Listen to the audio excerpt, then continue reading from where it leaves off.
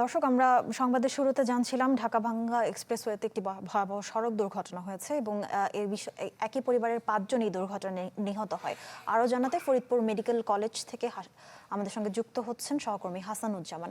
হাসানুজ্জামান, আহত যারা আছেন চিকিৎসাধীন অবস্থায়, এদের মধ্যে তাদের অবস্থা কেউ আশঙ্কাজনক অবস্থায় আছেন কিনা সবকিছু মিলে আমাদের জানাবেন।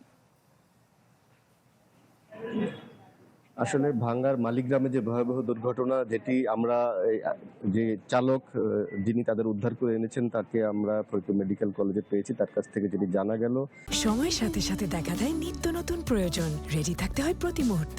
তাই এলো ইনোভার, যেন আপনি লাইফে থাকেন রেডি প্রতিদিন। Innova, designed for now.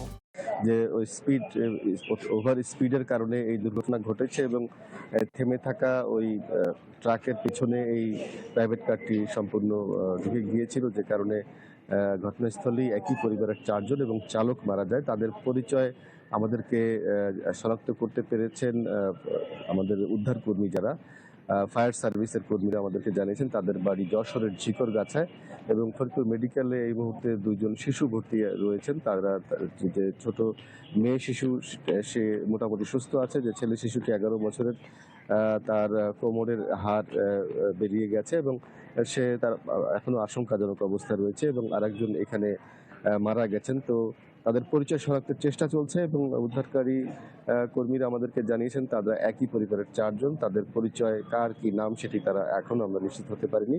তবে ভাঙ্গা হাইওয়ে পুলিশ এবং শিবচর হাইওয়ে থানার পুলিশ আমাদেরকে নিশ্চিত করেছেন যে এই গাড়িটি, প্রাইভেট কারটি যেটি দুর্ঘটনার কবলে পড়েছে সেটি ওভার স্পিডে ছিল এবং তারা উদ্ধার করে ফরিদপুর মেডিকেল কলেজের যে 3 জনকে আনা হয়েছে তাদের মধ্যে 1 জন মারা গেছে, মোট 5 জন নিহত হয়েছে এবং আমরা চেষ্টা করছি আসলে তাদের পরিবারের কেউ এখনো পর্যন্ত ভাঙ্গায় বা ফরিদপুরের এই মেডিকেল কলেজ এখানে এসে পৌঁছেনি। আমরা যতটুকু জানতে পেরেছি যে তারা খবর পেয়েছেন এবং তারা ফরিদপুরে তাদের স্বজনদের মরদেহ উদ্ধার করার জন্য এবং যারা আহত তাদেরকে দেখার জন্য তারা খুব শীঘ্রই তারা ফরিদপুরে আসবেন। তারা পথিমধ্যে রয়েছেন। হাসানুজ্জামান, আপনাকে ধন্যবাদ।